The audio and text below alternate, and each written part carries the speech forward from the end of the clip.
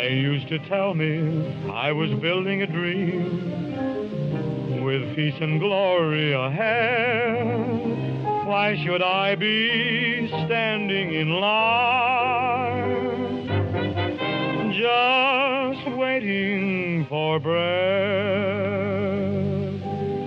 Once in khaki suits, gee, we look swell, full of that Yankee doodly-dum. 500,000 boots went slogging through hell, and I was the kid with the drum. Say, don't you remember? They called me Al. It was Al all the time. Why don't you remember? I'm your pal. Say, buddy, can you spare a dime?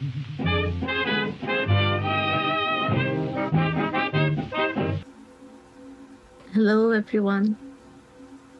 Hello.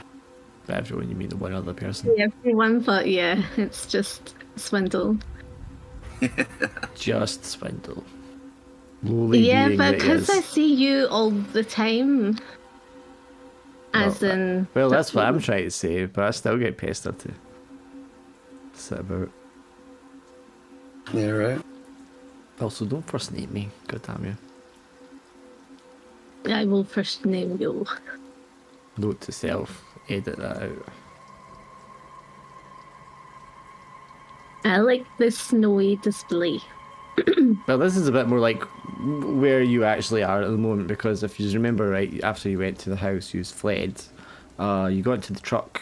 The window was broken. The engine was running. Obviously, the Mike had turned the engine on, got the machine, the truck, the van turned around, and then something happened. Smashed the window. There's blood. He's missing, but you didn't care. You just jumped in the van and drove off. So again, being Jersey, being outside Jersey City, still in January, you know, it's at night, it's winter time, it's going to be much more looking like this kind of scene, except darker. Well, I say that, but as you are driving away, you're going to notice that the sun is starting to come up. So although it doesn't feel like you were in the house for more than maybe an hour or so, the whole episode of arriving at the town and going up to the house and back again, it seems to be morning, so a lot more time has passed than you were aware of initially.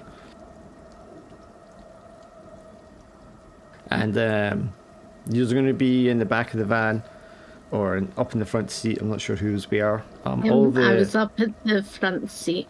Yeah. It was just what's her name Angela. Was in the back. Angela was just in the back, tied up. Well, one of you have 3 people in the front seat, so somebody would have to be in the back with Angela. But the all the machinery is back there as well, so there's not a lot of room. It's cold, the window's broken. I mean, this is an old car, they didn't have heating, things like that anyway, it'd be freezing cold.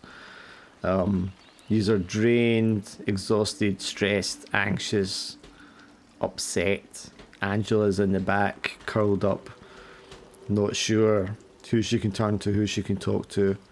Now her husband's like turned on her. She's not crying, but she's just very withdrawn and curled up in the back. Everybody's just on edge. And after you've been driving for half an hour or so, Paul was driving, and you can see the sun coming up. You know, the anxiety starts to dissipate a little bit. The edge comes off, and you just go into like feeling drained and tired. And it's a very sullen, you know, kind of atmosphere. It's going to be a long drive back to the city. Missing your compatriots, seeing the things you've seen, and feeling the way you're feeling. I imagine everybody is just like mentally exhausted. Oh yeah, I'm at forced stress again. And Gerta's fine, she's got tons of stress to go, so... I know. Meanwhile, I've like had to... I'm really just done mentally. How many have you burned through? How many have I marked? Yeah. I've marked where I find peace and who do I care about. So I've got 2 Okay, left. so you're like halfway there. Yeah. And I ain't got no hands still. Yeah, I mean, you've taken tranquilizers to numb the pain. I'd be surprised if you can even stay awake when you're in the van.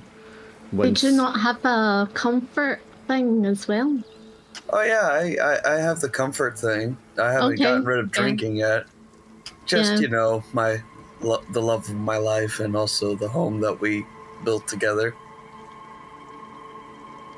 You know, the little things. Well, that's what counts, isn't it? Well, not anymore. Yeah, not anymore. This is scooter out. Yeah, so literally It's all I still have drink.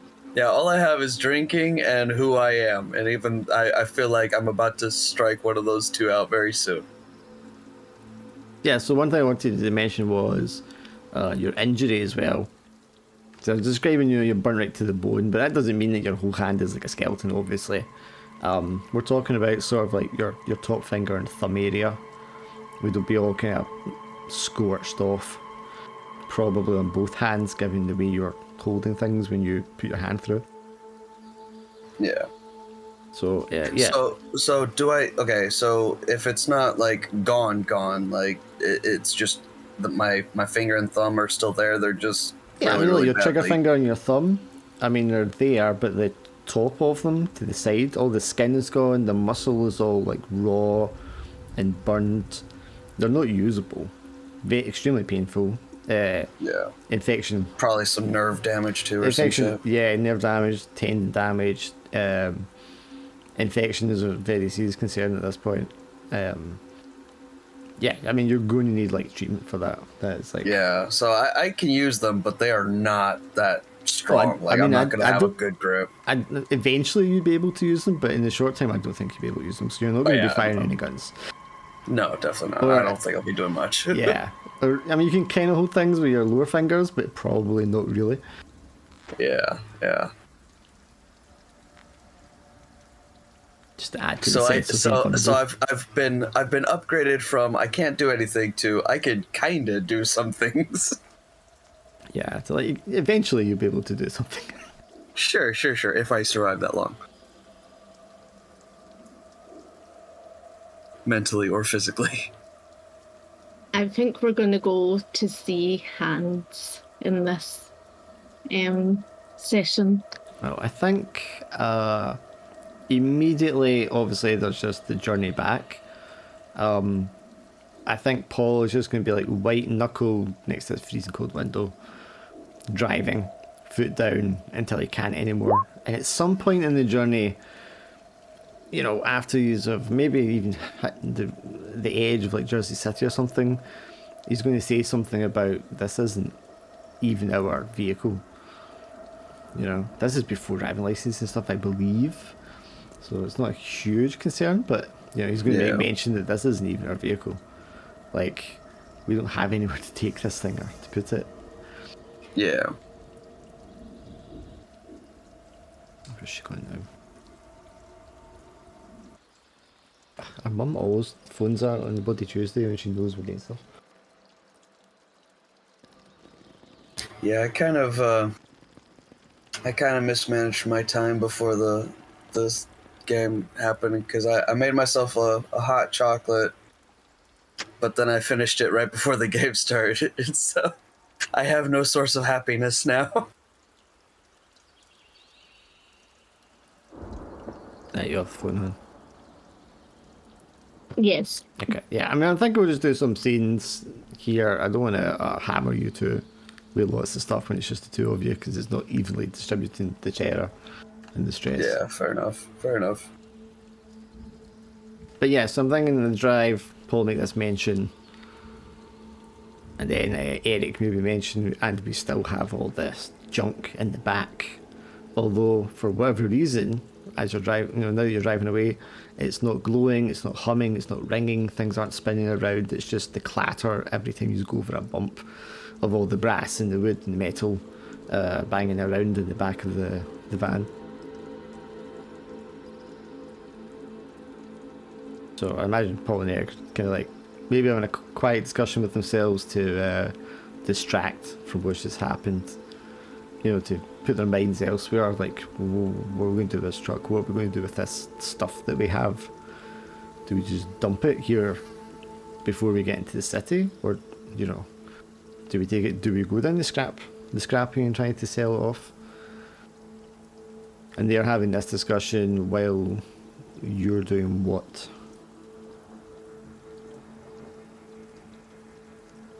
Well, we're talking about what we're doing after this and where we can go with Angela after this.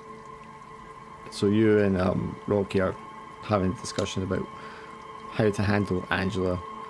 As if she's like a sack of potatoes in the corner to be dealt with. No, we're just like discussing like what the best solution might be for her.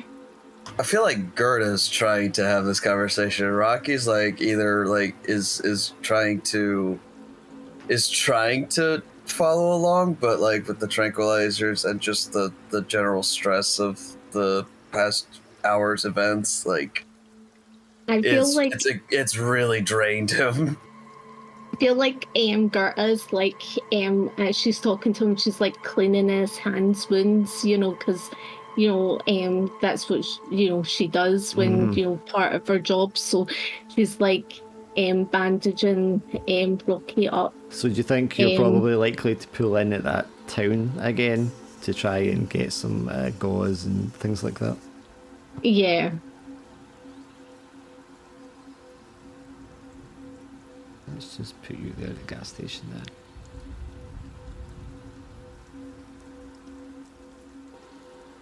Yeah, like I said, and it must be quite late in the morning for the sun to be coming up because it is January in the winter. So a lot of time has passed since you were here. And I don't know if, yeah, it's probably going to be open, the pharmacy. Yeah, so you'd be able to go in and, get some gauze and antiseptic and stuff like that if you wanted to treat his wounds properly. Eric is looking very nervous and just kind of ignoring the gas station itself. Paul was probably busying himself trying to make sure that, you've got enough fuel to get back to town and that, that it's not going to break down suddenly. I imagine the back of everybody's minds is anyone in this town going to notice that 2 of our party are missing and the window has been smashed? And there's probably a feeling that you just want to get out of this place as soon as possible. Yeah, definitely. Angela, for her part, is still just kind of curled up in the back. I bring Angela a tea. She's reluctant at first, but she accepts and then, holds it just to kind of warm herself up slightly. You can see that she's shivering from cold. I mean, she wasn't dressed for this in the first place. I think she was still in like a hospital gown and stuff with just a jacket over her. I give her my jacket. I take everything out that I've got in my jacket and give it to her. I mean, you're going to be super cold as well, but yeah. Oh, yeah, but if she's really cold. And I just say to her, look, Angela, I know that we're not being friendly, but we're just really cautious at the moment. We need to get you fixed. So we're coming up with a plan to get this thing out of you so that, that you're back to normal and that you're everybody's Angela again. Do you want to roll with understanding or whatever you've got? Probably 2 dice for you, I think. Yeah, you can roll a second dice. Yeah, I mean, how much she's actually taken in, considering her state, you're not sure. She's looking very, very drained, malnourished, gaunt. But you can visibly see her skin now is looking kind of dried out and it's making her look older, kind of more wrinkled. Her hair looks as if it's thinning, and maybe there's like little tufts of it around where she's sitting in the back of the van. I'm thinking, Angela, that do you want what's called? I've got a sausage roll here. Do you want a sausage roll? Sausage roll. Don't know if they have them in the States this time. Well, rolling sausage. Don't think they would have something, yeah. A hamburger then. Yeah, I'm not hamburger. quite sure, but yeah, something. Like a breakfast roll type thing. Breakfast roll, yeah. I give her a Or breakfast roll. pancakes or something, probably more likely, yeah. Yeah. Okay, Pancakes, I'll probably, actually. give her some pancakes then. Oh, goodness. Pancakes and grits. Yeah, something hot Yeah. from the local store. We need to go. I think we need to take you to a hospital, to be fair. I think that's the best solution.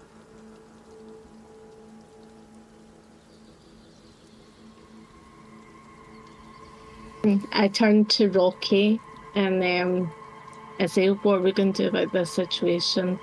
I think we need to save Angela. It's still Angela. You know, I saw like the guy that was like, you know, a while back that was like, you know, thinning and his hair was thinning and stuff like that. You know, we really need, I really think maybe we need to talk to this guy and, you know, try and reason with him to get the thing out of her. You didn't see it. I know, but at the same time, it's just like it's your wife, Angela. Don't you want to do everything you can to save her life? It was my wife, Angela. It's not her anymore. I think like we need to, you know, rule out every possibility, you know, like, I mean, not rule out, but we need to just like see every scenario, you know, in this path. It may not be Angela, you're right, it might not be Angela, but it still might be Angela. So if it is, if there's any sort of, you know, piece of Angela in there that's still alive, is it not, you know, benefit to her that, you know, for her? You know, we all liked Angela, you know. I've known Angela for years. You know, I don't want her to die. I don't think she should die. But she's already dead. We don't know that though. She talked to me in that house, and it wasn't her. It's just that thing inside of her using her face. I'm thinking that we go and I think we go and speak to my friend Hans. He's part of this new cult group. They could maybe help. Maybe they would be able to get this thing out of her. But there's nothing left of her. We don't know that yet, so. You didn't see it. It's everywhere inside of her. It's not just some worm in her stomach. It's everywhere. Now, of course, Gertrude, you haven't seen anything else about her that would suggest anything. You're just going off what you've been told and what you've witnessed. I just think like we need to be rational about this and maybe see if we can get sort of, you know, if hospitals can't help, why can't we just like get, you know, see if like there's some sort of group that'll help. Maybe they can get it out of her, you know, some sort of, you know, mystical group or something, you know, that do that sort of, you know, sort of this sort of dark magic. There's just there's just nothing left. There's nothing. I understand that, but let's go though. Let's I'm going to contact Hans when we get to the next nearest town with a phone, and I'll phone Hans and I'll ask him about his group, if what they do, and if they do that sort of thing. So I think as well, Gerta, I mean, you can see Rocky's his pupils are all dilated. You know, he's in intense pain, and then the stress of the situation as well as the tranquilizers he's taken. You know, how clearly he is thinking of the situation is doubtful to you as well. You've been through a lot, Rocky. I want you to just sit back and let others, you know, pull forward. I would say take a step back and let me, Paul, and Eric deal with the situation. You don't think I can't deal with the situation? I think you're still in trauma. Like, look at your hands, your poor hands, and look what you've been through and what you've seen. You know, you've seen stuff that, like, you know, me and Eric haven't seen. Even Paul has seen more, but you know, so maybe part of it is like you're not seeing clearly. I think like we need to just like do what we can for Angela at this moment and see what happens. And I think one of the things we should just try, even just to try, is to speak to Hans and see if what sort of group that he's in, because he seems to be in some sort of modern age group thing. So maybe they have something on dark magic or they know someone. It's always worth a try. So Paul, sorry, comes along, you know, because imagine you're having your conversation outside the van while she's inside because you don't want her to overhear too much of what you're saying. So Paul comes along with Eric and he's like, right, let's get a move on before anyone notices us here. Before we go, you know, he's going to ask you to, you know, what do you think we should do? Me and Eric were thinking maybe we should just go leave the van at the scrapyard with the scrap inside of it. Maybe see if we can pick up a few bucks, and see if they'll let us leave the van there, and then just not come back for it. That seems fair enough, but I was thinking we need it for we will need it for when we meet up with Hans. Paul, you know, Eric could look at each other and look at you like, why? Who's Hans? He's a friend that we're meeting up with to try and see if we can do something for Angela. And then Eric pitch up. Oh, was he the young guy at the church that night? Yes. And you think he can help with what's happened? He's part of the alternative group. I'm just looking at all channels, Eric. I think Eric probably keen to get back to his roommates and let them know what's happened, because obviously one of the Why rooms don't we disappeared. we can drop you off and then you can take the stuff out. Yeah, and I think Eric could also be kind of like, well, maybe it'd be a good thing if we all just took a night to rest and, you know, regroup. We've all been through quite a lot, and I think maybe we could all do with like a good rest before we try to make any decisions. I would like to go further on with this and go and see Hans. But I'm not going to go on my own. I think like I'm going to take Rocky with me and take Angela as well. Yeah, I mean, he's got to get back and talk to the guys he shares with to tell them what's happened to the ends.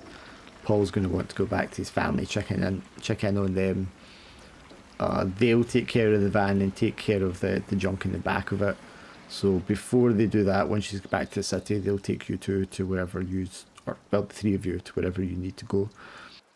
Paul is not keen on taking Angela any further than they absolutely have to, because he's in Rocky's camp. He just doesn't trust her.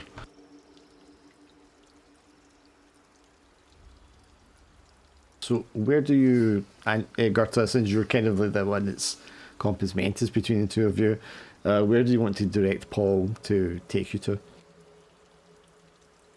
I want him to take us to the church, so that we so you can want speak to to go Han. straight to the church? You don't want to go home and rest or anything first? You don't want No, to I go back just to wanna go Rocky's straight- apartment and rest or anything like that first? You want to No. take the three of you straight to Hans? Just want to go straight to Hans because we want to see if we can get something sorted. Right, okay. What about you, Rocky? I think honestly, Rocky's just sort of just too dazed and delirious to really like. I mean, obviously not think clearly at all. He's in no state for that. But yeah, I think he's just sort of Along for the ride. yeah, just pretty much just kind of along for the ride wherever he's being pulled towards, unless he, for whatever reason, decides to walk in a different direction. I think he's following Gerda. Right, okay, so you just get back in the... At the very least, trying to stand on his own 2 feet, but probably very, very like having difficulty with that. I mean, you've got like another hour or so journey in the van anyway before you get into the city.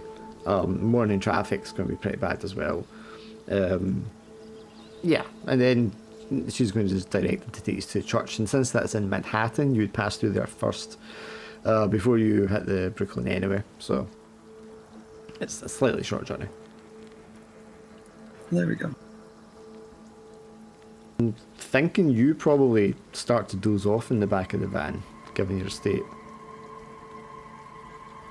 Yeah, probably. Okay, so you're starting to doze off. Angela's across from you, and she's finished her coffee or tea and what she was eating. And she's also trying to make herself comfortable. There's no making herself comfortable in the back of this thing as it's bumping along the road with all this junk in it. But she does like slide over towards you, Rocky, although you're on the opposite side from her, trying to keep away from her. And she's whispering to you, and she's obviously concerned. She's like, Rocky, what's happened? What's wrong with your hands?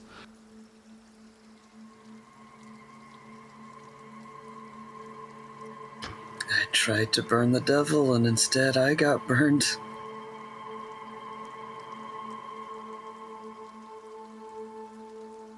Just puts her hand like on your foot, respecting your space, but at the same time try to be close to you. You know I had nothing to do with this. I didn't even want to come here. I just want to go home. You had everything to do with this.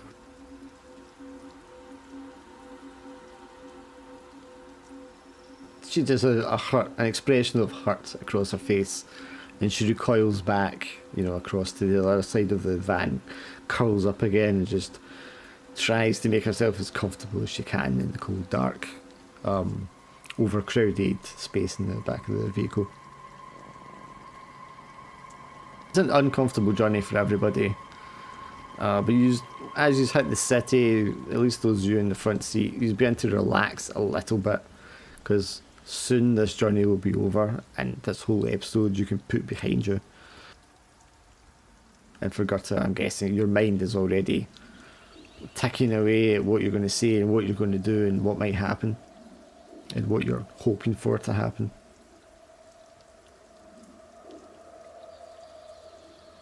As you pull up outside the church. I'll run in and speak to Hans. I believe we're on Wednesday morning now, I believe. Or is it Tuesday? Yeah, I think it's Wednesday morning now. That's me knock. I didn't actually knock, but yeah. Yeah, I mean, why is this now, man? Yeah, so, the doors are open. There's not a service line or anything like that, but you go in and you can see Hans is in there on his own, like cleaning the floors or wiping down the pews. Hello, Hans. Oh, hey, Gertie. Hans. Chino is these Rocky and Angela a few feet apart, kind of shuffling in behind you. And there's a look of concern across his face as he looks at the three of you. Is everything okay? Hans, it's not okay, Hans. We're in trouble. Oh, and he like drops the cleaning cloth that he was carrying. I know you're not going to believe this, Hans, but my dear friend Angela, and this is Rocky, and this is her husband. So basically, Angela has something inside her that doctors in the hospital cannot get out of her. I know it's weird it's so strange to fathom that something could be inside her, but it is inside her, and there's nothing that they can do. Angela, she's Angela, she's the same age as me, 22. Look at her, and if you can have a look at her. I know you were talking about Angela, what's called Gerta's got her gloves and she's fidgeting her gloves. And she's saying, I know that, you were talking about alternative group. Do you know if they do like dark magic or anything that we can get this thing out of Angela? Roll a dice for me.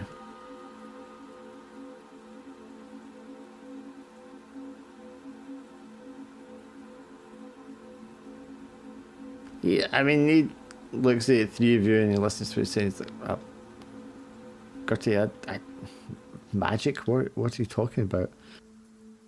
You said you were part of some alternative group that does like modern things, and I don't really know about these things, but I thought maybe it was some sort of new age, modern thing that maybe they do some sort of magic or some sort of Wicca. So, well, the sort of Wicca New Age phase definitely kind of resurged by the 1930s, but he's going to kind of shake his head when you're saying this, and it's like, no, Gertrude, it's not that kind of group at all.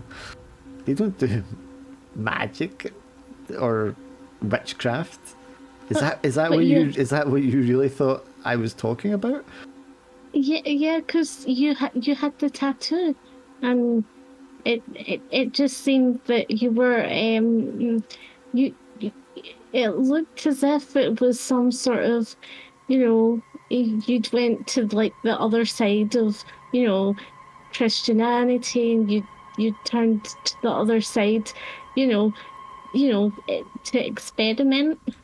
Well, those things are true for the most part, but it's not magic and witchcraft that they deal in. This is a party for working men and intellectuals and alternative ideas. It's not for magic or Did they black have arts. do they have alternative doctors there? There's quite a few doctors in the group. Yes. Is there alternative doctors? What do you mean alternative? Like they're not like in the hospital, they do alternative therapies. Oh, well, I know one of them does like the hypnosis. He's a the mind doctor. Well, this might be helpful. Like, can we maybe chat with him? Well, we have I can see if there's a meeting on. I wasn't going to look for one tonight, but I can see if they're having a meeting on tonight. Yeah, it's very important that you have that we go. Yeah, sure, Gertie. I'll reach out and see if I can speak to them. Do you want to come back here? Geez, I don't know. About maybe 6 p.m. Yeah, but Do you mind if we stick around here then till 6 p.m.? Oh no, sure, that should be okay. I don't think there's anything on today. We've got a couple of patrons coming by, but that shouldn't be a problem. Okay. Do your friends need anything? Do you want me to make some coffee or something to eat? No, we had something to eat. We're fine. You're okay, Rocky? Yeah. Yeah, I'm just fine. Do you want to lie down? We've got rooms with beds you can rest in. Actually, you know what?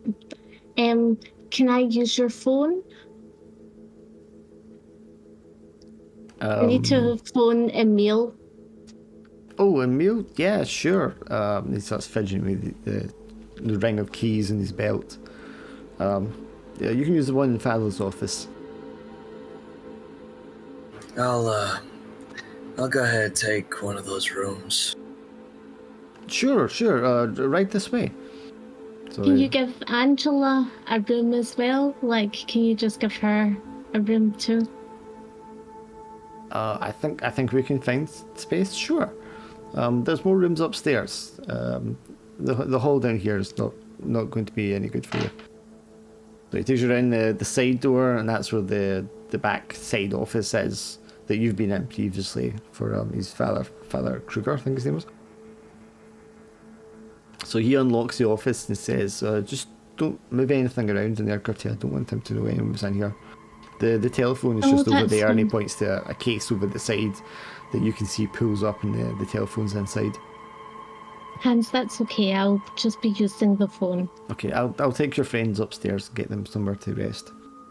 Like, Okay. Follow me this way, and he's like this big dopey teddy bear of a character, escorting you and Angela up the stairs, Rocky.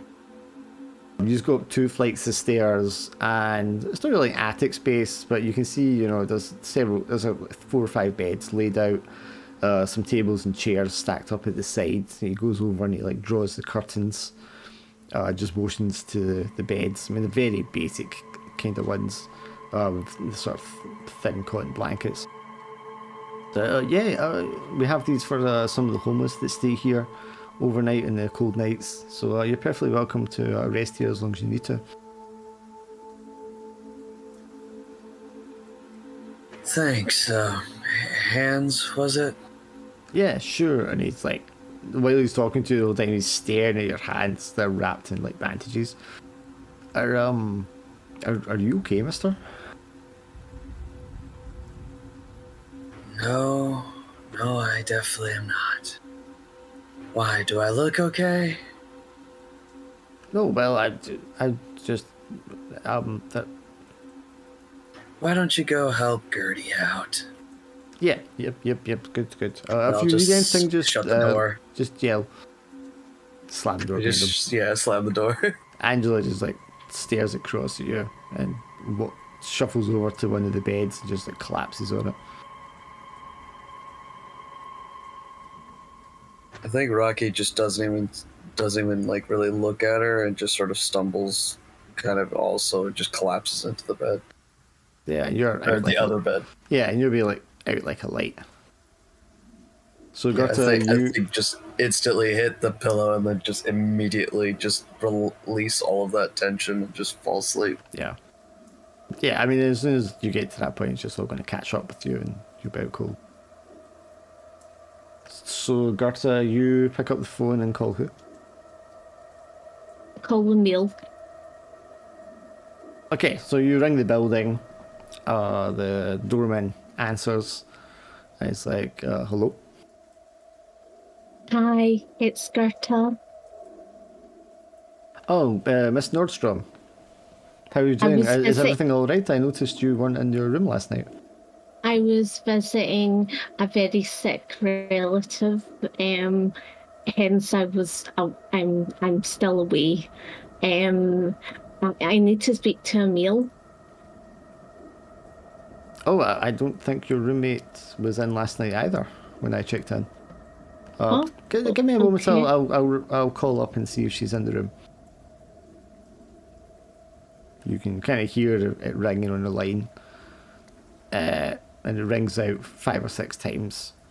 Now, at this point in this morning, she may have gone to work. If she's stuck to her schedule at this point, you would know it anyway. It says, no, I don't think she's in, miss. Do you want me to go upstairs and knock on the door? Yes, please. All right, I'll be back in a moment. You hear the click of the phone against the desk. He goes upstairs, and like 5 minutes or so later, he comes back down. No, I don't think she didn't answer the door at all, miss. But your door had been left unlocked. Can you go inside and check? I'm giving you permission. Righto. I'll give me a minute. A little longer, 5 minutes this time before he comes back down. Nope, there's no sign of her there, miss. I'm not sure if she slept there. I never noticed her leaving this morning, so... is everything alright? Should I call the police? Not yet. I think if she's not in tonight, then I'll call back tonight, and if she's not in tonight, then I think definitely call the police. Yeah. Alright, I'll notify the watchman for this evening in case I don't see her today. Do you have an address that you're staying at so we can contact you? I'll contact you. Right you are, miss. You take care now. Thank you. Hangs up. I'm gonna phone what's called work. Sure. Phone work. The operator / receptionist is answering. Hi, it's Gerta. I'm with a sick relative. I won't be in the office all day, maybe for the next 2 days. Right, I'll pass that along to your supervisor. Thank you. So we want to ask her later. Do you know if Emil is in today? Emil, what's her surname? Emil, Emil Q. Emil Kuhl. Hang on a moment. She goes away for 5 6 minutes. She comes back. No, school hasn't came in today. I don't. Well, I suppose you don't know her whereabouts either. Should No, we be but, concerned? Is she missing? I would. I'll try tomorrow to see if she's in. Did she call in? There's no record of it here. I'll make a note so that if she does call in or shows up today, that you can be notified if you call back later. Okay. Thank you. Okay, thanks for calling. Thanks.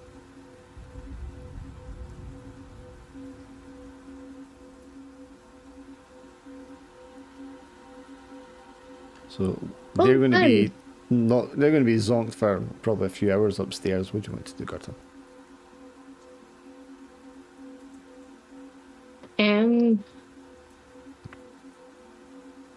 I'm probably just gonna sit in a pew. Okay, so you're going to stay down here where it's less comfortable. Yeah. Okay, so Hans comes back along. It's like, you sure you want to sit here like this, Gertie? You can stay at my place if you want. No, I'm fine. I'm just gonna rest my eyes here. Are you sure? I've got some chores to attend to, but I'll be back in a few hours. No, that's fine. I can just sit and rest my eyes here. It's nice and comforting. Sure, if that's what you want to do, Gertie. Did you get in touch with Emil? Is she okay?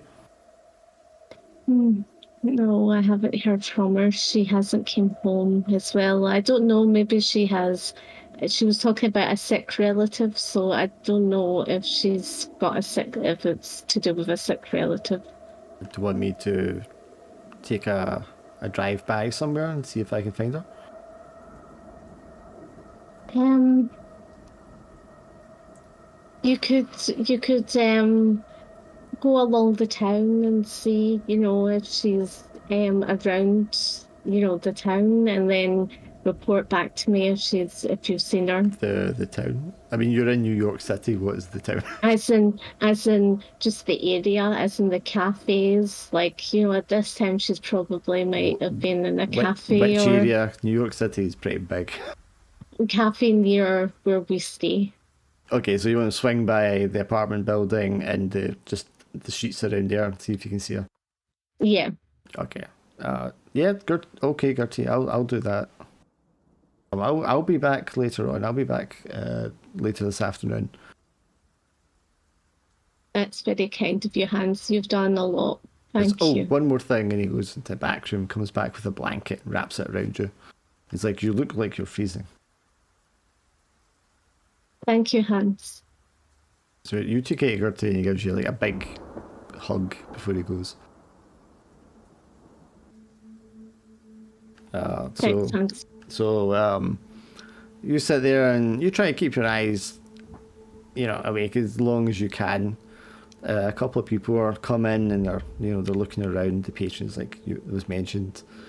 But after they leave, you find yourself just sort of drifting in and out of consciousness, Gerta, and eventually you decide you're just going to lie down in the pew for just a few minutes, rest your eyes, and before you know it, you nod off and you're also asleep.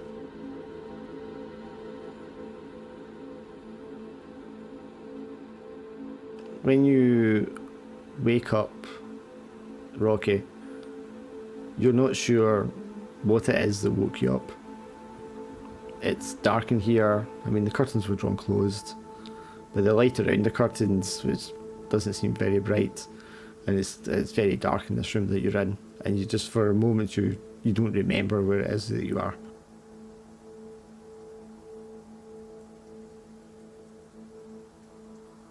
I think I'll just kind of try to sit up and just get my bearings where I am and who's in the room with me. Or as your eyes kind of adjust to the darkness or the faint light, you can make out the shapes of the furniture around you, where the edge of the window and the curtains are, and where the person on the bed, a couple of beds down from you, is lying, still seemingly asleep.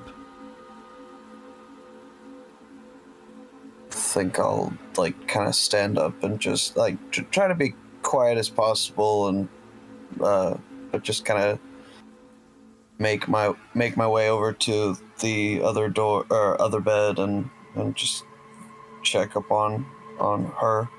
So you get up and you're a little shaky and woozy, and steady yourself for a second. Your head's kind of spinning, disorientated. And you one hand on the bed, you kind of walk along to where she's lying. She seems to turned on her side, facing the wall. Well, imagine the bed's not right up against the wall. There's going to be space to walk down either side, like an aisle. But she's facing away from the side that you're on. As you approach her, you don't see the hair where the hair should be. You can see the shape of the body under the blanket and the pillow, and what you thought was maybe the shape of the head on the pillow, but as you approach, it's not a shape on the pillow. It's just a dark mark against the white linen of the pillowcase. I think Rocky's going to check and make sure that his knife is still in his jacket. Reach around the pad of your fingers. You notice that it's not just the hair is not there that you'd expect to see, because her hair and what it looks like. It doesn't look like there's a head there either.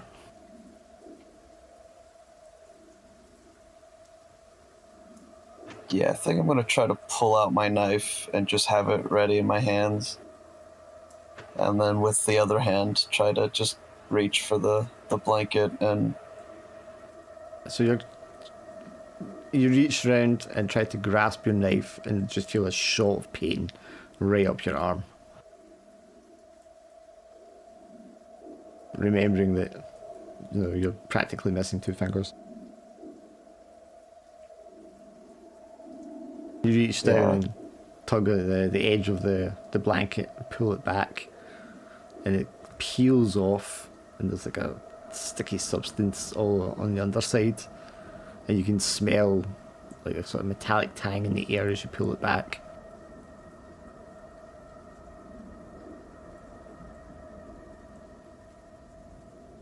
No. This isn't real. There is dark stain of something. It's too dark for you to tell in this light.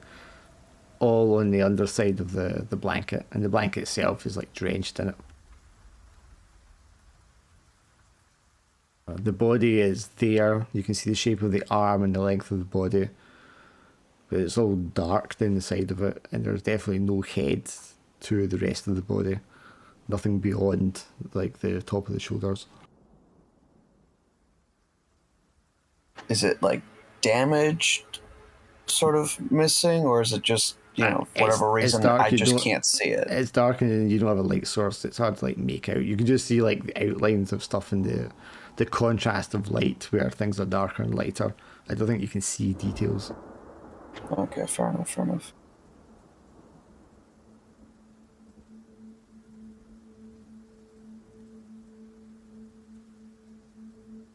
What are you? Where am I? This isn't real. You hear a voice behind you in the corner of the room. Rocky, what are you talking about? You recognise the voice as Angela's. I don't turn around. I'm still staring at this dark shape. And Rocky just says, like, you're in front of me. Why? What is this? No, Rocky, I'm over here.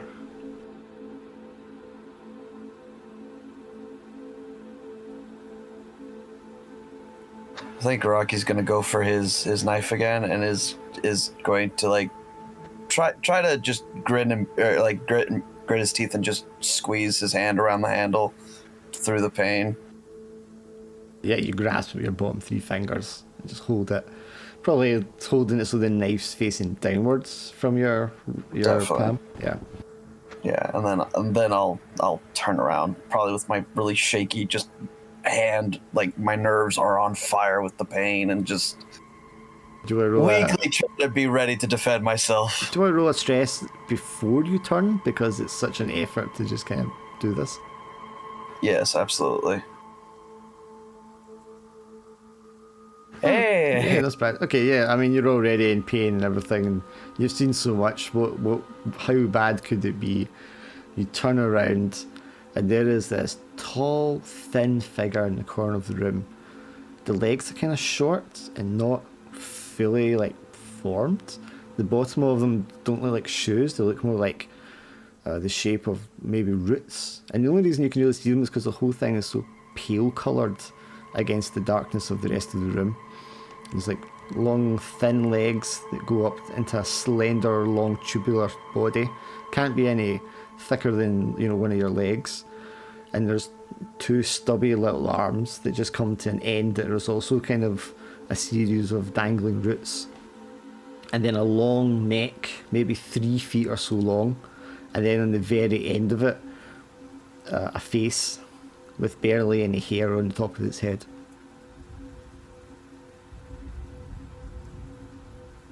And then you hear Angela's voice again. Rocky, what's wrong?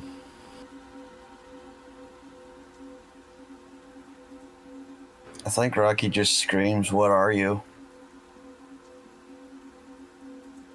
What do you mean, Rocky? And the thing steps forward. And it's so unnatural, just the way the head is on the end of this long neck that's like leaning forward towards you.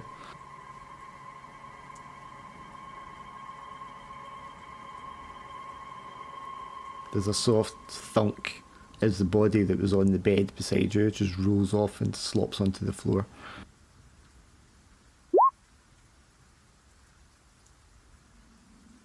You can't tell in the government mirror. You're not there, Gutter.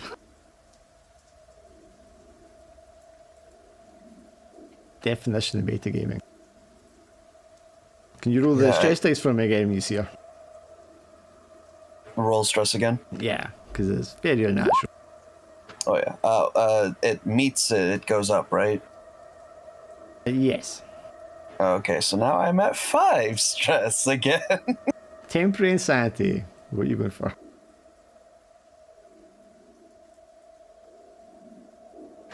I think.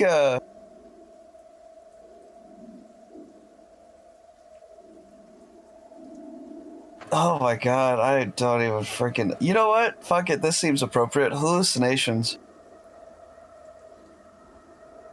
Yeah, I'm just gonna go with hallucinations. What else do you have in your list of things that comfort you?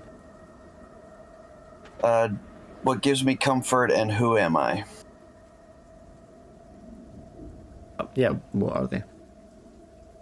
Oh, sorry. What gives me comfort is drinking, and then who am I is, my name and all that shit. Oh, who are you? Yeah, okay. I'm just trying to think, because usually when you hallucinate, it would be the thing that comforts you that you would start hallucinating about. But you're confronted with that thing. Maybe you hallucinate and suddenly you don't see her as this monstrous, weird thing. Maybe you just see her face, which is level with yours, and your hallucination is you're just seeing the rest of her manifesting as she was, conjoined to the face. Like forcing my brain, trying to force reality to put her back to where she was before. Your brain is just like, no, this can't be what this looks like, and your brain is just projecting what it should be instead. Where's? I was gonna say, does not Garta hear the pure loud noise? They are 2 floors up, and they haven't made any loud noise yet. Okay. Just a soft body, thunking to the floor. If he'd gone into a panic and started screaming, yes, but he didn't do that. Oh, okay. Yeah, Rocky. So, just faced with this, your mind just almost on the edge of snapping, just tries to, in a desperate effort, give you something normal so that you just don't completely snap. And you see Angela here as she was.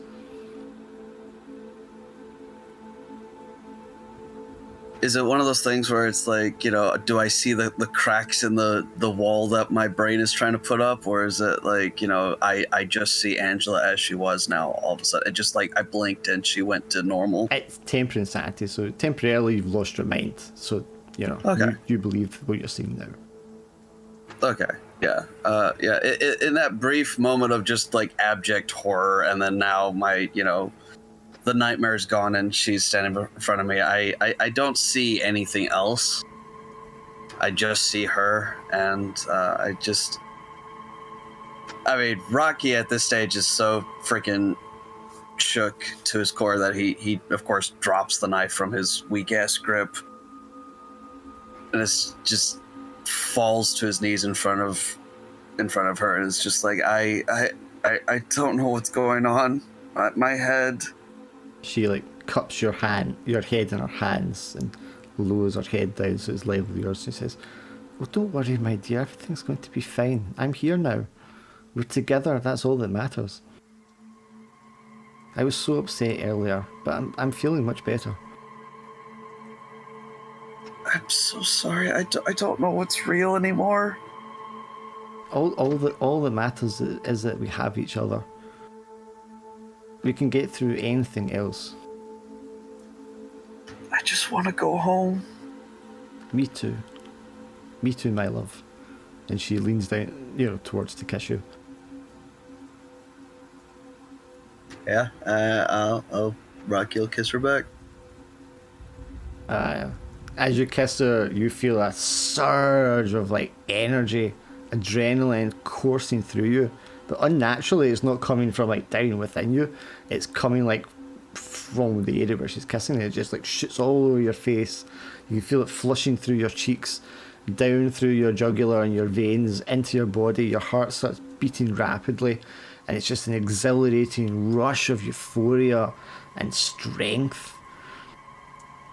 And you reach out and you wrap your arms around her, and she feels she's not where she should be, and your arms like wrap right around this slender trunk, and then you can feel it deflating and shrinking and shriveling in your hands, and you try to let it go, but you can't. Her mouth is like welded to yours,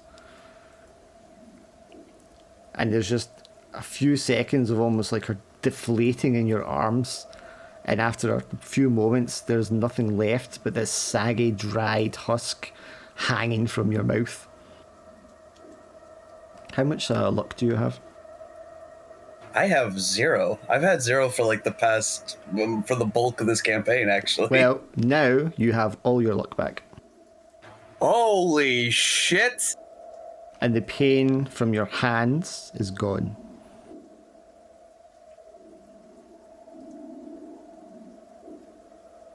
Oh, I can't see how this is a bad decision at all. You heard laughing in the room. And you not. Oh, trust me, I know what just happened, but like, holy shit. I think this sensation snaps you out of your temporary insanity. If you want to score something out, you can restore all your stress, or you can keep it and try to go completely insane.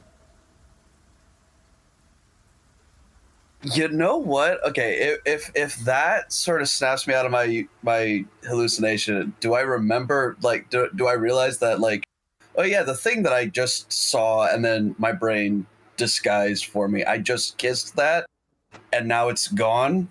Yeah, your brain could like put 2 and 2 together, yeah. Yeah, no, Rocky fucking loses it completely. Well, all I'm asking is, do you want to score something out to restore your stress, or do you want to just keep it at 5? Oh yeah, no, I'll keep it at 5. So we do have another session to do afterwards. Fair enough. It's up to you, but if you like go insane in the first 5 minutes of the next session, I don't know what to do with you. Yeah, that's fair. Yeah, I'll just keep it at 5 for now, and maybe I'll score it out later, I guess. Yeah, you kind of like snap too. I mean, you feel so refreshed and energized and good. But there's this disgusting, dried out, saggy husk hanging from your mouth, and it's almost like it's like it's stuck on there. And you can, you've got your arms wrapped around it, you can feel a handful it between your fingers, and you twitch your fingers, and oh my god, you can move your finger and your thumb again. Yeah, definitely first things first is I'm going to try to remove the thing from my face. Okay, you reach up and there's a big handful of it to grab right in front of your mouth. And it feels like dried and crusty and flaky. When you squeeze your hand around it to pull off, it all crackles and goes to dust.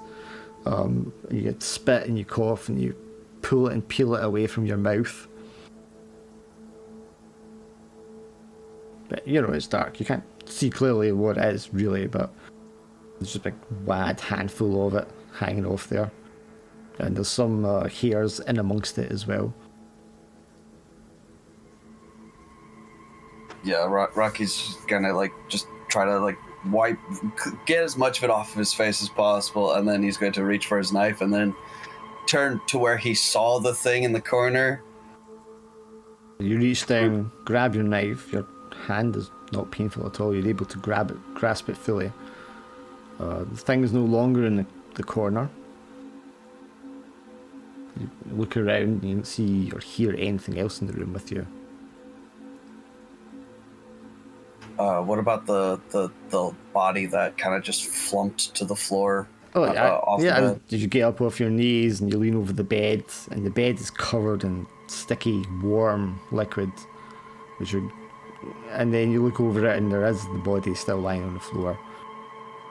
You can see, even in the darkness here, you can see there's like a huge like tear down the center of the torso.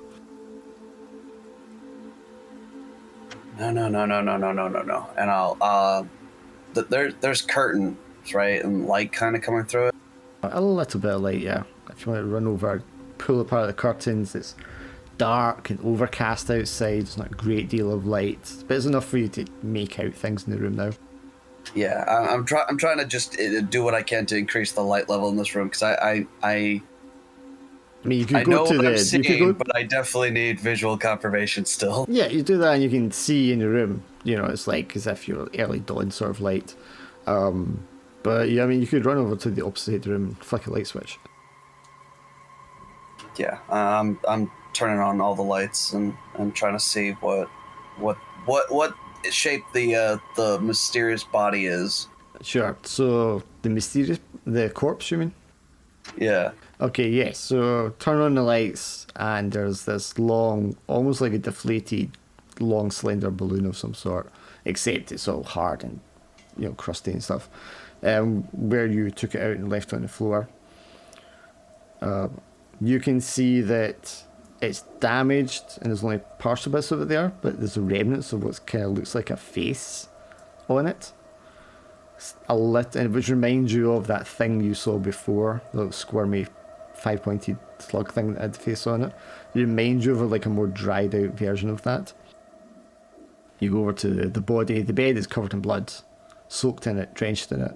Big pool of blood on one side of the bed, on the floor.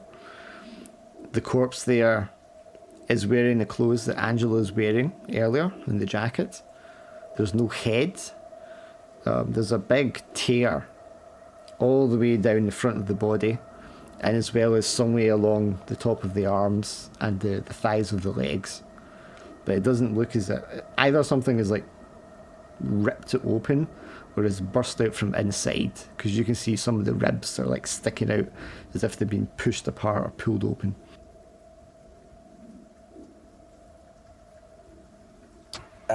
Yeah, and I think now is when Rocky just starts looking around like a wild-eyed crazy man with a knife in his hand, screaming, just no words, just screams. Okay, And roll, is trying to find. well, one last offer to score something and restore your stress, or you can roll for stress now with 5 stress.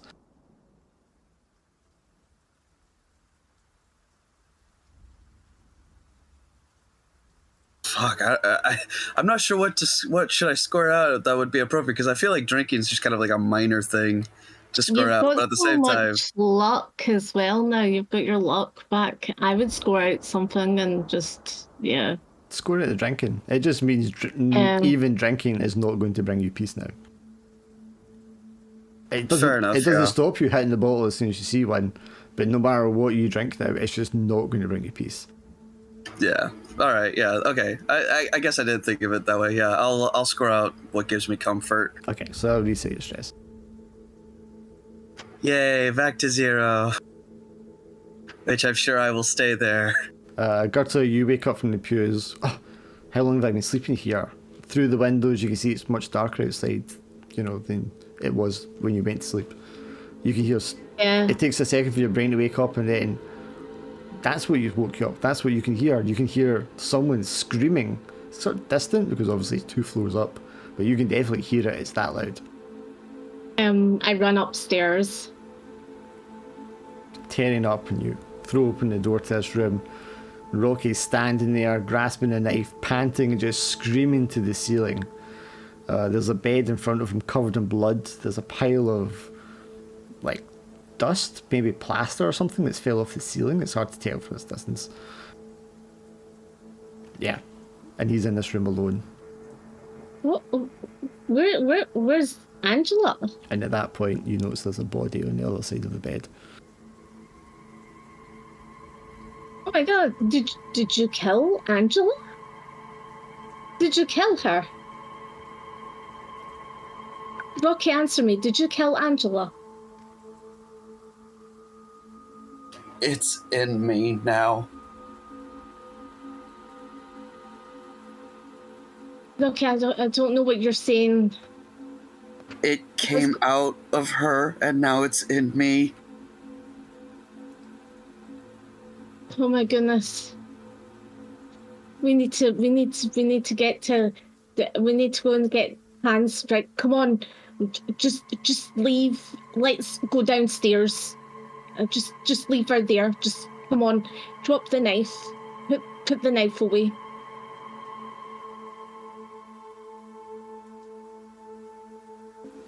Yeah, Rocky'll just is very just stunned and again just trembling terribly. Will with like great effort, he's having to pry his own fingers off of the knife handle. Can I ask, is there any blood on the knife? Yeah, I mean, you look at the knife he's holding. There's no blood on it.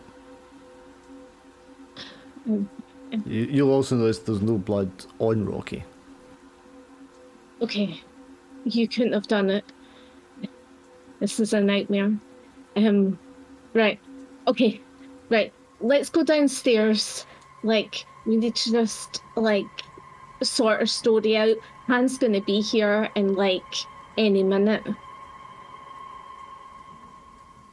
I don't even know what we're gonna tell him. I don't know.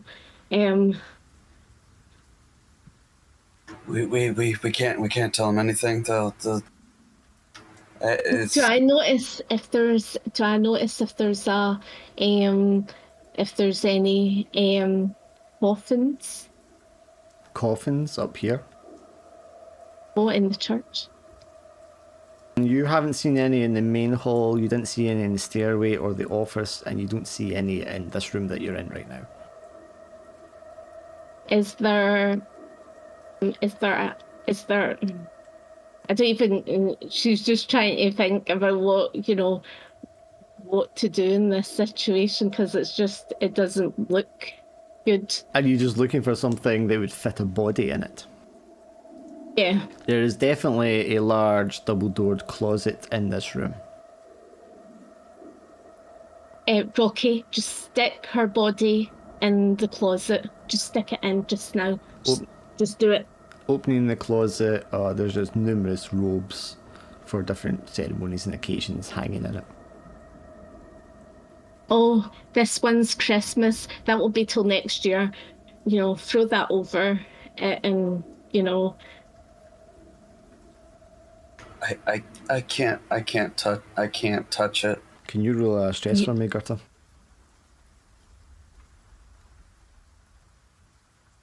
So you only got one stress, correct?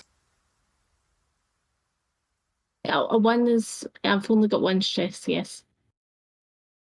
Okay, yeah, so you're okay. Well, I'm trying to think logically about the situation. Yeah, but I mean, there is a body without a head there, and it's all torn open and very nasty looking. So even if he didn't kill her, it just doesn't make sense what has happened to her.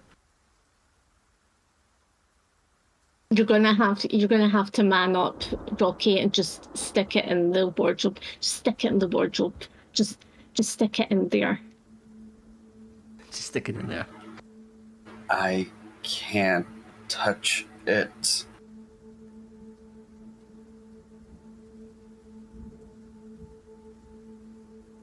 I think he had keys.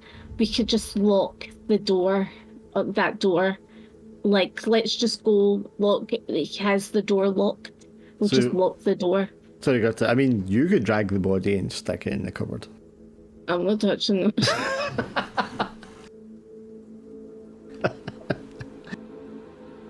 Yeah, what happened to you? Just need a man up.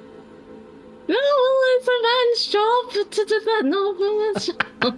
Think about how Rocky feels. Keep in mind, that used to be his wife. Right. Well, I just just throw a load of blankets over it, until I work out what we're gonna do with the situation. Okay, so you take the bloody blankets from the bed that it was on originally and just throw them over top of it. No, I just take other blankets from other beds and just throw it all over the top of it. And just leave it in a pile there on the floor. What do you want to do with the bloody blankets from the bed that it was on originally? I'll just leave them there. I'm just gonna what we're gonna do anyway when you think about it, because like Hans is gonna know I've forgotten them. Angela's not there, and we walk out. You hear a voice from the doorway behind you. Hans is going to know what, and you turn around and Hans's father, Hans Kruger, the father of the church, is standing there.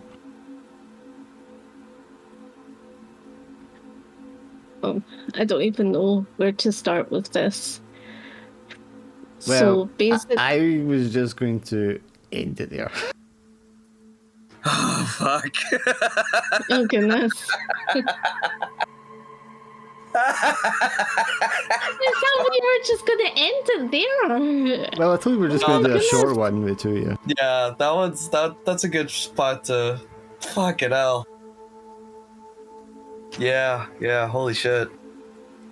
I'll give you some time to think about how you're going to react and deal with that. Oh yeah, that's that. No matter how much I think about it, there's just gonna be no preparation. Yeah, well, there's gonna be like nothing, because like his he'll just be like looking at you, just like, what For the sure. hell? For sure. Like, hey, so recap. Eldritch being possessed my wife. Also, she's dead now, and it's in me, and it, you're a totally sane guy. I'm sure you're not gonna do what any sane person would do and call the cops, and I'm sure it's all gonna work out just fine. Dude, that's huge though, getting all my luck back. Like, cause I had 6 luck and I spent it already, like super early, and then now it's all back to full. Oh my There's god. an actual reason for that, but Yeah, that's what I'm saying. And it's a gift horse. Never look a gift horse in the mouth. Oh yeah, no, I am 100% well aware. You don't just kiss some random slug thing and have it deflate in your arms without some sort of side effects. Oh, I can't wait. This is fucking hell. Laura was asking Yeah. me before why did I like victimize you, and I'm like, I'm not choosing to like target Swindle for anything. He just like keeps walking into things. Well, You yeah. really do. I do. I mean, sometimes it's intentional. Sometimes I'm like, no, surely this is the best plan. And, oh, fuck me! It blew up in my face. But that's how you play the game. You gamble. That's why we roll dice. I'm sure most of the bad things that have happened to me, if I had rolled better, I probably could have gotten out of. But that's just how it went. And then in other cases, yeah, I just walked down shady alleys with shady women. I just think like I think like Gertrude's like, oh my goodness, he's known like Hans and his father for like years, and she's just like, what is happening? She's like, oh no, like how am I we're gonna explain this? Is like, I liked how convinced you were that Hans was part of some sort of satanic cult. I was totally convinced of that, just to say, like, Well, 100%. That's also assuming that you take at face value what he said to you, and he's not ran off to tell. So he's not ran off to tell the other cultists to come get you. When he said doctors though, I was like, I bet it could be one of those, you'll kill 2 birds with 1 stone, as in Dr. Cavendish and that crazy guy that was like that paid for the funeral might be there. And I'm thinking maybe that's gonna be it. Yeah. I feel like if anything, I'm not totally disbelieving that Hans isn't part of some sort of spooky shit, but at the same time, like, I feel like if anything, he's probably some random schmuck that they conned, and he believes that it's it's all healing and science and whatever, but like really he doesn't know. Academic, yeah. Yeah. So I said next one's the last one, and it very well maybe, but It is possible it goes on for another one after that, depending how things go. Oh man. Yeah.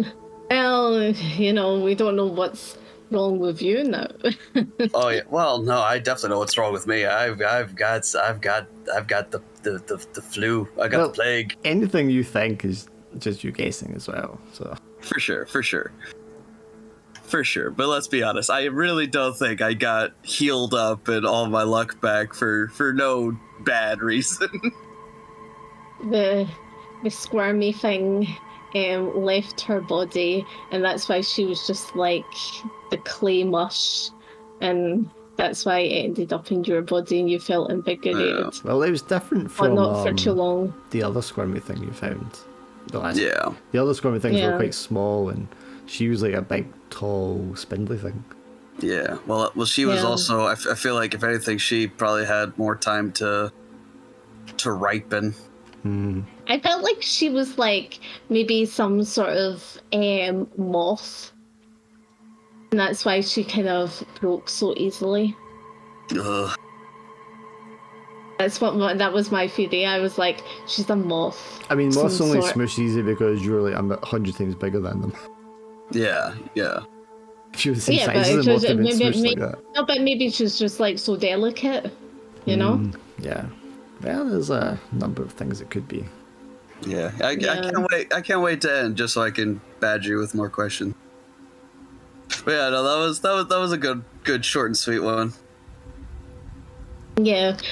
I now I have to wait 2 weeks to see Yeah. what his reaction is, because he might be like, oh, I totally know what you're talking about. I've seen this before and stuff like that. Or he might be like, oh my goodness, and he's like, police. Or he pulls open his chest and he's got like a big massive symbol Yeah. carved into his chest, and he's like, I'm one of them.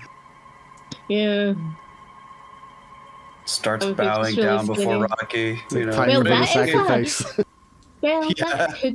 that could be a possibility, because he was friends with not friends, but he spoke to the The guy, faceless yeah. man. Yeah. Fuck! So, I just now realized this. This 2 times in a row, I managed to get my character possessed with something. Yeah. at That's the what I'm saying. same time as well, though, like, I don't know. It could have been you all along. You could be the Cthulhu. Yeah, well, yeah, I mean, this is something else that when he'd mentioned before, I kind of latched onto is the unreliable narrator. Because I noticed that, dude. when you look at everything that's happened, very rarely is someone else been there when you've seen something, or For sure. and you've came back and said to them, oh, this happened and she said this and all that. It's like they're just going by with what you've told them. Yeah, for sure. And then Gertis came in here and you're standing there, the body's dead, you've got a knife in your hand, you're screaming, and she's like, what did you do? Yeah, and I've noticed that ever since I told you about that. I've noticed that like there's certain things that you've said or like, oh shit, I can't tell if my character's hallucinating or if this is like actually what's happening. And if you go back even further than that, when you were telling them initially about Nancy, yeah. I mean that was all just you, and then you're telling them, and they're like, is this guy legit or is he some sort of serial killer? Yeah, and it's only now that some people have started to witness some of the things, but not everything. And yeah, it definitely doesn't look good on Rocky at all. Yeah, I'm kind of like, there's that sort of apprehension, isn't there, that he's For sure. definitely. I mean, to be fair, even just this session alone, like my character was like woozy and just not in the right Not reliable. headspace. Yeah, definitely not reliable. Definitely wasn't thinking clearly. Had no regard for Angela's well-being or safety or comfort, and then all of a sudden you walk in and she's brutally mutilated and he's holding a knife. Also, how there's no blood, but irresponsible is it to leave you alone with her after all that? Oh, for sure, that was a terrible idea. But Yeah, that was actually pretty awful. Given the time period as well, I think a lot of people would have been like, oh, husband, wife, just leave them to yeah, exactly. It's not our business. Exactly. Oh Like my goodness. I think if anything that would have raised more suspicion if someone had said, "Can you separate those two?" Yeah. Like, wait, aren't they husband and wife? No, we're not gonna do that. That's silly talk. Paul and Eric are well gonna think like that you had something to do with it. They're just gonna be like, especially I don't Paul. know. You're I gonna don't come know, back, you're Paul. like, Paul, Eric, yeah, Angela's dead. Oh yeah. They're gonna be like, That'll- of course she is. You left her with Whole him. fucking yeah. I'll be like, well, she was up sleeping in the room with what's called with Rocky, and then I was thinking if Alan had actually been here for this episode and Eric would have been there, I think Eric would have been concerned about the prospect of leaving Gerta alone with Rocky Rocky, yeah. as well, because he'd have been like, "Are you sure you want us to leave you here?" But I was thinking in my Yeah. head, it's Hans, it's someone she's known for a long time in the church. She's probably safe here. There's other people here, do you know what I mean? Oh yeah, for sure, probably. Because I was trying to get it, because his character Eric usually is like concerned about other people and actually thinking about that. Yeah, definitely. Whereas Paul was just kind of like half crazed himself, and he's like, "I've just got to get out of here." yeah, I think But to be fair, Paul was also like you had said before. Paul was kind of in my camp too. And it's just like Angela's not normal. He's traumatized from before, so this For is sure, just like yeah. he's like, nope, no, not even giving it an inch. Yeah, but even with that, like I feel like it's still probably going to be some convincing to make sure that Paul realizes that Rocky didn't do this. What were you Not going to that say, Han? Rocky's going to spill the beans and oh yeah, sorry. I thought you were going to say yeah, something. I think it's just gonna be like there's just, what's called Eric is just gonna be like, yeah, I knew that was gonna happen. Yeah. and so Paul as well. But then it'll be funny because the three of us will just be kind of looking at you like, was it him? Was it not him? We'll just be like, And then you got the other dimension that if you accept what he says, and he's telling you that it's inside him now, you're going to be like, oh, so now he is problematic either way. Yeah. So no Yeah. matter what, I'm definitely in a screwed situation. Yeah, it's a delightful little mess, and all arrows are pointing at me, and it's great. So yeah, it's a- that's quite scary. I think we're probably going to be the next stop will be Paul and Eric, and then we'll go the Well- 5 of us will go to the. You're assuming you get out of the church here without things going too wrong. Oh right, okay, jeez. I'm not even gonna lie. I'm holding just straight up murdering the father as a possibility. Oh my goodness. Yeah, well, I mean, when you're that edge, close to the edge, you know, acts like Oh, that yeah. are not completely unforeseeable. For sure. Yeah, it's fine. This Okay. has been a wild one. I can't wait for how it all ends. Yeah, it's super freaky. Good, because I was really concerned that this one wasn't going to be spooky enough. Yeah, No, I kinda think say this. that. I think this one. I think in some ways this one was actually a wee bit more spookier than the last session. I know it was spooky the last session, but I feel like this one was great because it was the reality of like Angela's like now gone, you know, Yeah. and I there's an feel like- actual body, as in an actual Yeah, and then someone and that we know. There's a connection, as in yeah, like and I it worked leaves you with like Angela a and stuff. physical, there's physical evidence there of something very Yeah, dodgy that's happened, and you can't sure. you can't explain it. You can't just Yeah. turn around to somebody and say, "Oh, this happened." You don't Oh, yeah. you don't have an alibi, let alone an alibi. You don't have like a good explanation of what it even was. You know? Yeah. You didn't even see anything that happened. Again, you saw the aftermath, which is like the worst part. And all you have is what Rocky is telling you, and it's not good. yeah. I think I think Gerta's going on a lot of faith here. She's like still, grappling with it in her mind. I think she's Yeah. tiny bit in shock in a sense because look, her friend's gone, and then the situation, and she's trying to help her other friend because the whole situation in that forest in the house was just a very weird situation, and she's just like trying to hope for the best, that it was all supernatural and that Rocky's a decent human being. But it's a sort of, she's having a wee bit of a crisis of faith point, I Yeah. think. It's going to be wild to explain this to Paul and Eric, because they're going to be like, wait, so the whole reason we went to that dodgy ass house in the middle of nowhere, and yeah, the whole reason for us being there, now that's dead, and Well, even, quote unquote Rocky didn't do it. well, I mean, yeah, because Eric's lost one of his good close friends from doing that as well. He's got to like ask Yep. himself, what even was that? Yep. Which that was a whole other thing too. Like that put ice in my veins. That was crazy. You're too easy to scare though. I was saying this to Laura. When Alan is like, oh, I'm kind of freaked out now, I feel like I've done my job, because I don't think Fair Alan enough. is as easy to get freaked out and put in that kind of mindset. Whereas you're like, I can do you anything.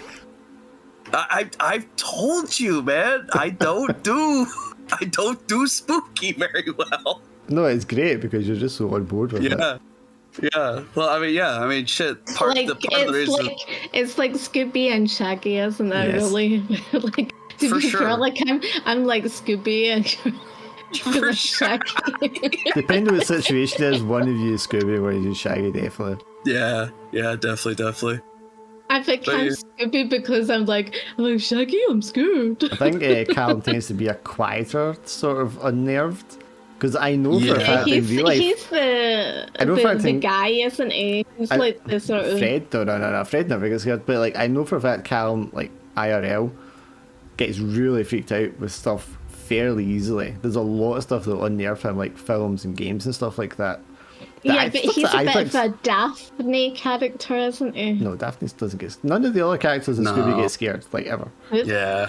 Really. Oh, okay. They go like Yeah, junkies no, and not they'll really. run when there's danger, but they don't like get Oh, scared. the sort of movie one, does she not get scared? Okay, but that's I think? totally different. But Yeah, that's whatever. But yeah, he gets freaked out from stuff. So I know a lot of time, when he's like, "Oh my god, I'm really freaked out," he's saying that because he's been freaking out for a while listening. You know what I mean? Yeah, He doesn't no, he's vocalize it definitely a so much. lot. Yeah, he's definitely a lot quieter. Like I can even tell whenever he gets freaked out too. Like, oh shit, whenever Angela was saying shit about stuff that happened in Scotland, and then he started to like do it. I could just hear it in his voice of like, oh man, he was freaking out alongside me, just like, what the fuck? How does she know that? I But, yeah. don't think it's funny you just find that freaky. I don't think that's freaky. Well, it's just one of those things, like, how would she know that? Like, obviously that's, something, something eldritch is going on here and spooky is going on. And, it's just, and especially when it, like with Paul though, like, I mean, it doesn't really bother Rocky at all because Rocky doesn't know anything about that. But like, it should definitely unnerve Paul because like, I really don't think he was going around like, yeah, this one time in Scotland, No, he's Yeah. he's like traumatized from it still. Exactly, which is why I think that's so crazy that she would know about it. I should really have had him start. We were saying this as well. Had him start with the Mythos skill because he'd experienced it before. But then I was Yeah. thinking he didn't understand any of it. No, One yeah. of the other characters that were there, Mildred or probably I don't know if maybe Keen, but they had more of an understanding of what was going on. If they'd read the tome or. Yeah. You know what I mean? And that was what freaked him out. But Paul was just kind of experiencing it. He didn't have an understanding of what was going on or what he was seeing because he was constantly trying to justify it as like other things. So I was thinking for Yeah. that way, he doesn't really qualify as having the Mythos skill, but he probably should have had like a ticker stressed permanently or something because he's traumatized. Probably, yeah.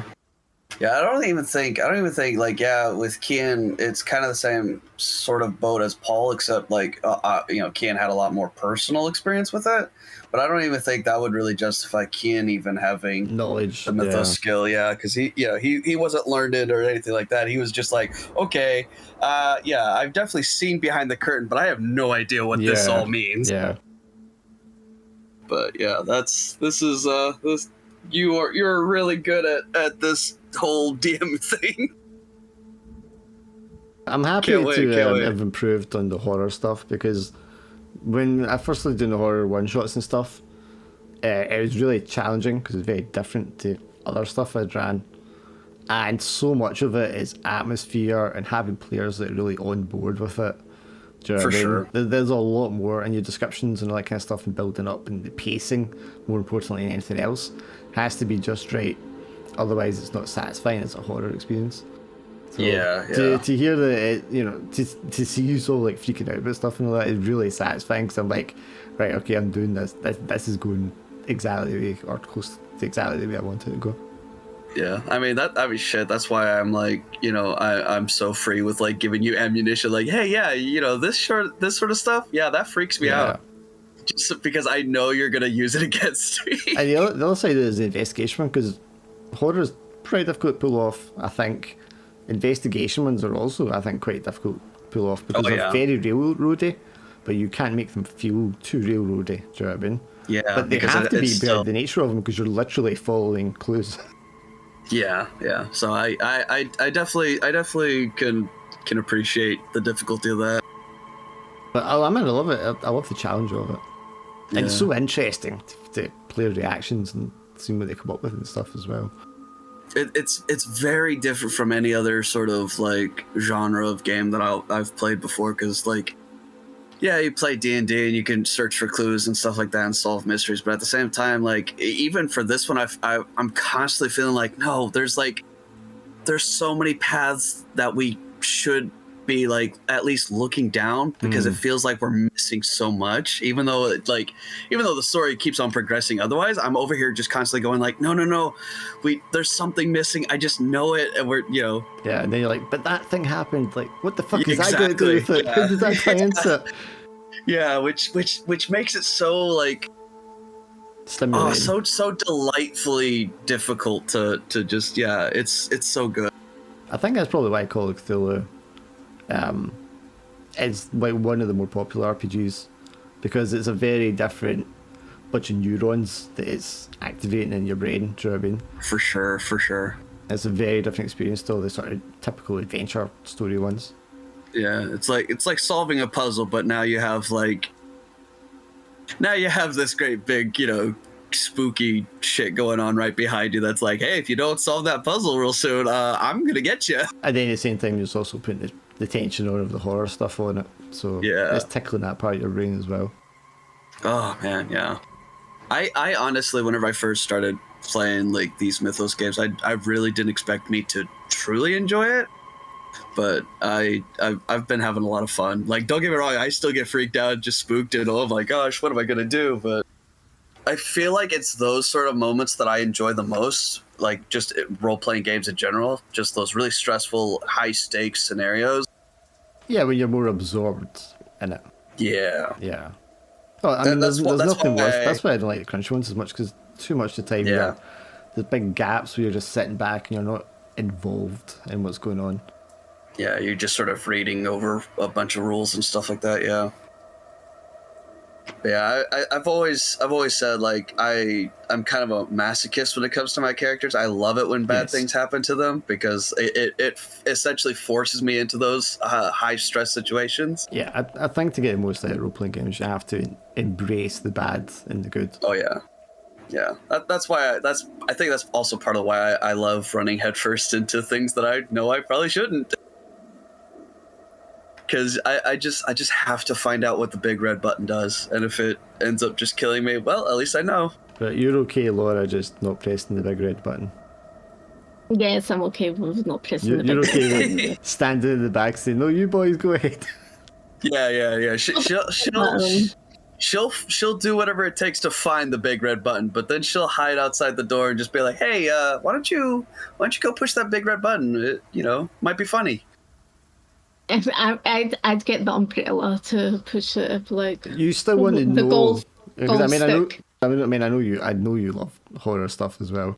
You still want to know, but you just don't want to be the one front of the queue when it happens. Yeah. Yeah, I'm a scaredy cat. We were kind of watching thing. the shorts, the YouTube one that I put up the other day, and Laura was watching it, and then she went whoop, like pulled up the blanket hid behind it in the review, which was so funny. That's awesome. And this was like middle of the afternoon. It wasn't even like at night or anything. No, my parents have so many stories of like them watching movies and stuff like that, and I'll be on the couch in the living room watching the movie too, and then the moment it starts to get like the tension starts to rise, and I just feel like there's gonna be a scare somewhere, kind of sort of thing. I will literally walk up and I'll leave the room, but I won't fully leave it. I'll stand right in the doorway. You want to know, yeah. Exactly. So I could totally relate, but now I've gotten to the point where I'm like, well, fuck it. I might as well just run into it, hit the big red button. It's a very safe space to explore that kind of stuff, especially when you're online, because you're sat at home in your own space. Do you know what I mean? There's no one else even in the room with you. Although I suppose maybe that could also be kind of scary. I do admit there are times in some of this for this particular campaign, there was a couple days where I was like home alone, and I'll like I don't know what it is. I'll either hear a noise and I'll have to take off my headphones and be like, hello? Cthulhu, fuck off, I'm playing a game here. This is so bad, it's funny. Mine is like our bed is across from like the window, and so you can see the curtains, and if the curtains move a wee bit and it's not a cat, and when John goes like that, the cats are here, I'm like, oh my god, where was the curtain? Laura was like, moving? look out the window and tell me you can see like the woman with the shopping trolley. And I was like, what the fuck are you talking about? I swear to God, there was like a woman with I a look out the shopping window, trolley. there's It was trees, like a scary fence, grass, other buildings behind us. And I'm like, what the fuck are you It talking was about? like the woman with the shopping She's like, trolley. it's there, I can see it. Jesus. I mean, I can't even say nothing. Like our own bed is like directly across from the foot of our bed is this big kind of double door closet.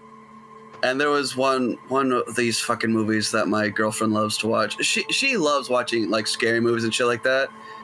And she handles it a lot better. Granted, she has nightmares at night, which is always fun to deal with. Is it Boogeyman?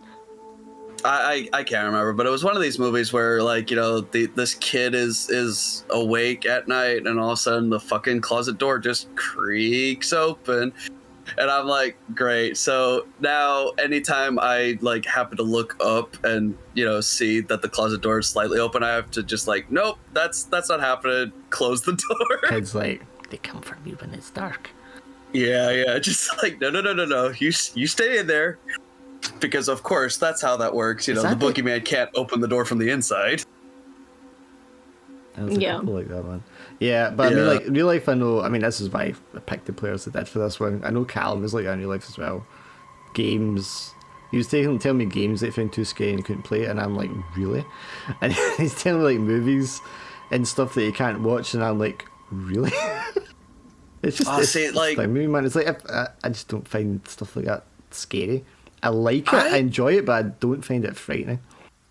I'm kind of the same as Callum, except like I just have this extra little like this morbid curiosity. It doesn't work for like all of the things, but every now and again I'll see like a preview for a scary movie and I'll be like, nah, fuck that, I ain't watching that shit. Yeah. And then I'll just be thinking on it later on and be like, but how does it end though? And I'll do my best to just spoil it for myself. That way I solve the mystery. But I mean, but if I can't find anything, I'll literally just hunker down and watch it anyways, and just force myself to experience it. I mean, hon, your Lord is like this kind of part as well. Yeah, they're like, you enjoy the experience of the scare. You know what I mean? It's like, oh, I don't want to, but at the same time, you like it. It's like a roller coaster type thing. Oh yeah, But it's other weird. people, I think Callum falls in this camp, is like, it's just too much. He's like, I just can't. Yeah. Which I just find hilarious. It is kind of funny, like, I mean, obviously, you know, my own reactions, but like hearing like some of the other people's like reactions, like you're saying, Callum, and then even Alan, Goose. Yeah, I mean, Yeah. the thing with Alan, like I said, I didn't think Alan was a big scaredy person, but that's why I know when Alan's like, well, I think I'm quite freaked out now. That's pretty. He does it in a Yeah. very Subtle. yeah, I'd say kind of toned down sort of way, and it's just very satisfying when that's because I'm like, yes, if I can get him, then the rest of them must be like rolling around. Oh, for sure. I Like, thought it was funny that Callum, at one point, he had to just be like, be right back. Because it was too much for him. I distinctly remember at least one time I had to like, no, I have to step away, just kind of unplug my headphones so I could still hear, but I had to just like pace around the room for a second because my mind was just blown. I can't remember what it was exactly, but I do remember having that sort of reaction, like, I mean, I gotta step away for a second. I mean, as a GM, those kind of moments are like the most satisfying. Oh, for sure. I think as well, you do that voice, don't you? Like sometimes it's like, oh my goodness, Me? you know that something's coming. Yeah, there's something's coming voice that you're just like, everyone's like, oh my goodness, there's gonna be something. I'm not so and sure, sometimes but you do the voice. You do the voice sometimes, and you trick us, and you're like, I think I like to think I'm pretty good. You're dealing good with- at building up. I like to think I'm pretty yeah. good at building the atmosphere, and that I'm quite good at reading people, like even online. So like my timing of things, you know, like that kind of pause before you say things or reveal things, kind of works. Do you know what I mean? I think I just have a natural sort of like feeling for that. Or the surprise element. Sometimes like everything's just going along and then you're like, bam. And you're like, oh my god, I didn't expect that at all. Actually, kind of on the same subject, I did kind of find it hilarious how excited you got whenever I said, like, whenever I asked you if it was like my mind trying to force reality to bend, like, you were like, yes, exactly that. I'm like, oh, okay, we're on the same page now. Well, I mean, that's the other thing why this one works so well and the last one works so well. Is because you are all making each other more scared because you're all scared of cats, and you, like you said, you're feeding off each other's fears and suggesting things to freak each other out even more. And I'm just like punctuating that now and again just to like, you know, keep it up. just keep on poking the coals, keep the there's, fire burning. There's lots of people that this type of game just wouldn't work with because they're just like Prom was terrible for it, man. Prom was like way too silly, and he just like starts laughing at things and turning it into too much of a joke. But people who have got that buy-in. I loved him in the racing car game. Yeah, that's perfect game for him. Yeah, that's the kind of perfect kind of game for Prom, man. Yeah. Same with Alex. Alex used to be more serious, but Alex is just like Prom as well, man. But yeah, I really, just to say, Swindle, I really enjoyed that game. It was really, really good. I loved that session. It was good. Oh, well, thank you. Yeah, that was a good one. Yeah, but I mean, you'd be a good one because your other one that you ran was good as well. Yeah, I mean, that one definitely had a lot more issues than this one have. But do you know what it is, mate? I've said this before. Like GMing, it doesn't matter how well you know rules and stuff like that. See if you're like good with people, you can be a good GM. You know what I mean? You're definitely, because you're very approachable and all the rest of it. So you've got the natural you've got the kind of natural skills there to be a good GM. You get some people like who are super nerds, but they're not very good GMs because they're very awkward and they don't have a good understanding of people and they can't read people very well and things like that. Do you know what I mean? Yeah. And that's a much larger part of it than anything else, I think. Yeah. Well, you know, I'm glad I've got that down at least, but yeah, I'm a lot more confident with this one, just like, because I feel like, you know, I mean, you know, I'm still learning the rules, but you know, I feel like I understand them a little bit better, so now I can spend more time, like, you know, building up like the atmosphere and the environments and all that shit. Things, yeah. Make it a little bit more of an immersive experience, which I full on enjoy. I was going to say So on I try to the find- Tuesday, but I apologise for if I'm stepping in being too GM-y in your game as well. I very rarely get to be a player, so I'm automatically in GM mode all the time.